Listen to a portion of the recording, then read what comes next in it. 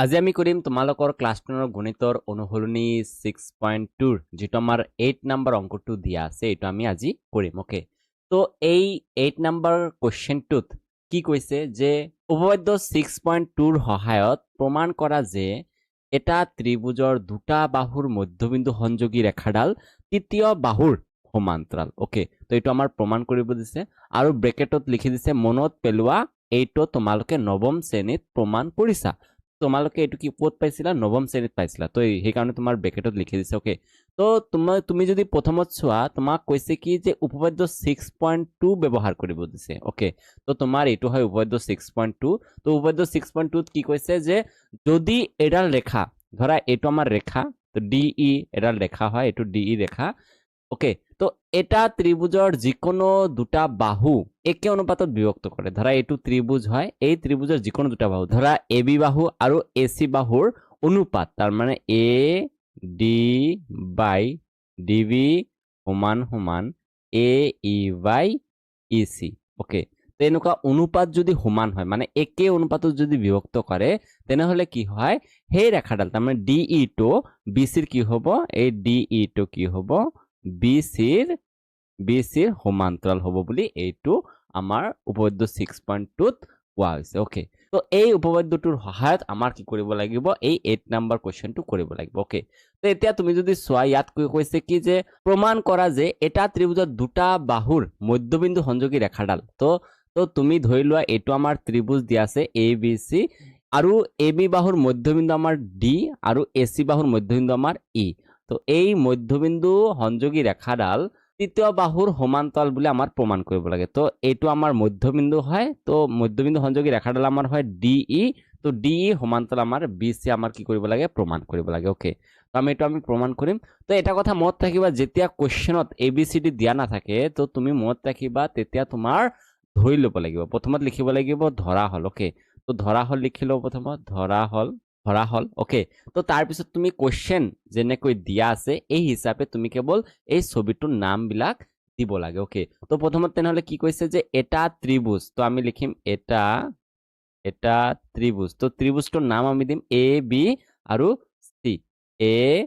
B আৰু সি okay ৰ আছে ৰ দিয়া এ বি সিৰ ত্ৰিভুজ এ বি সিৰ দুটা বাহুৰ মধ্যবিন্দু তো আমি লিখি দিম দুটা বাহু কি কি আছে দুটা বাহু এ বি আৰু এসি ওকে এসিৰ মধ্যবিন্দু ক্ৰমে ডি আৰু ই ওকে তো এটা আমি ধৰি ললো তাৰ পিছত কি কৈছে যে মধ্যবিন্দু সংযোগী ৰেখাডাল তৃতীয় বাহুৰ সমান্তৰাল তো আমাক প্ৰমাণ কৰিব লাগে কি যে এতিয়া আমি লিখিম যে প্ৰমাণ কৰিব লাগে যে যে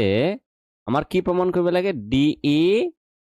সমান্তৰাল আমাৰ প্ৰমাণ কৰিব লাগে বিসি তো আমি এতিয়া প্ৰমাণ কৰিম তো প্ৰমাণটো লিখিলো প্ৰমাণ তো তুমি যদি এতিয়া চোৱা তো আমাৰ কি কৈছে যে ডি আৰু ই বিন্দুটো কি হয় এ বি আৰু এ সিৰ কি হয় মধ্যবিন্দু তো এইটো আমি প্ৰথমত লিখিম তো মধ্যবিন্দু হলে কি হ'ব এ ডি সমান সমান কি হ'ব ডিবি ওকে তো আমি এইটো লিখিম যে যেহেতু কি হয় এ বি আৰু এ সিৰ মধ্যবিন্দু ক্ৰমে ডি আৰু ই তো আমাক যেহেতু আমাৰ দিয়া আছে যে এ বি আৰু এ সিৰ মধ্যবিন্দু আমাৰ কি ডি আৰু ই তো এতেকে আমি কি লিখিব পাৰো যে এ ডি তাৰ মানে এইটো হয় এই বাহুটো এ ডি তো আমি লিখিম এ ডি সমান সমান ডিবি আৰু লিখিব পাৰো কি যে এ ই সমান সমান ই সি তো আৰু লিখিব পাৰিম কি এ ই সমান সমান ই সি তো এইটো আমাৰ হ'ব 1 নম্বৰ ওকে আৰু তোমাক কৈ দিয়া হৈছে যে উপপাদ্য 6.2 ৰ সহায়ত প্ৰমাণ কৰিব লাগে ওকে তো এতিয়া তুমি কি কৰিব পাৰা উপপাদ্য 6.2 ব্যৱহাৰ কৰিব পাৰা তো উপপাদ্য 6.2 মতে আমাৰ কি হ'ব লাগিব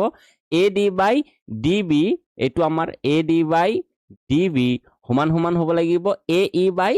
ইসি তো এইটো আমাৰ সমান বুলি দেখুৱাব লাগিব ওকে তো আমি এইটো প্ৰথমত কি কৰিম এটা এটাকৈ কৰিম প্ৰথমত যেটো আমাৰ বাওফালে দিয়া আছে এই বাওফালৰটো লম ওকে তো প্ৰথমত আমি বাওফালৰটোৰ মান ওলাম ওকে তো বাওফালে যেটো আছে এইটো আমি মান ওলাম প্ৰথমত তো বাওফালে আছে ADY DB এতিয়া তুমি যদি এক নম্বৰটো চোৱা তুমি পাইছা AD সমান সমান DB তো তুমি কি লিখিব পাৰা AD ঠাইত তুমি DB লিখিব পাৰা তো AD ঠাইত আমি কি লিখিব পাৰিম DB আৰু তলত কি আছে DB এটা তুমি যদি এইটো কাটাকাটি কৰা একে বস্তু আছে তো তুমি কাটাকাটি কৰিব পাৰা তোমাৰ মান ওলাব 1 ওকে তো তাৰ পিছত আকৌ যদি তুমি হো ফালৰটো চোৱা হো ফালৰটো আমি চাও AEY কি আছে EC তো এক নম্বৰত আমি পাইছো AE সমান সমান EC তো এই ঠাইত আমি লিখিব পাৰিম EC আৰু তলত আছে আমাৰ EC এতিয়া একে একে বস্তু আছে আমি কাটি দিব পাৰো আৰু মান হ'ব আমাৰ 1 তো এতিয়া তুমি যদি চোৱা AD by DB ৰ মানো আমাৰ 1 ওলাইছে আৰু AE by EC ৰ মানো আমাৰ কি ওলাইছে 1 ওলাইছে তো আমি ইয়াৰ পৰা আমি কি পাও তো এটুৰ আমি নাম দিও আমি 2 এটুৰ নাম দিও আমি 3 ওকে তো আমি 1 আৰু 2 ৰ পৰা আমি কি পাম তো আমি লিখিব পাৰিম যে 1 আৰু 2 ৰ পৰা পাও AD by DB সমান সমান আমি কি পাও AE by EC ওকে কিয়নো তোমাৰ AD by DB ৰ মানো 1 ওলাইছে আৰু AE by EC ৰ মানো তোমাৰ কি ওলাইছে 1 ওলাইছে তো আমাৰ এই দুটা কি হ'ব সমান হ'ব তো তোমাৰ উপপাদ্য 6.2 কি কৈছে যদি কি হয় এডাল ৰেখাই এটা ত্ৰিভুজৰ যিকোনো দুটা বাহু একে অনুপাতত ভাগ কৰে তো আমি পালো কি এটো আমাৰ একে অনুপাতত কি হৈছে ভাগ কৰে ওকে তেনেহলে হেই ৰেখাডাল তৃতীয় বাহুৰ কি হ'ব সমান্তৰাল হ'ব তো এটো আমি পাইছো ওকে তো আমি লিখি দিব পাৰো যেহেতু লিখি কিনে তুমি কি কৰিবা এই সূত্ৰটো লিখি দিবা সম্পূৰ্ণ সূত্ৰটো আমাৰ লিখি দিবা যে যদিৰ পৰা তুমি স্টাৰ্ট কৰিবা তো মই অলপখিনি কেৱল লিখি দিলো যদি এডাল ৰেখাই ওকে তো ৰেখাই ডট ডট দি কিনে মই লিখি দিলো সমান্তৰাল ওকে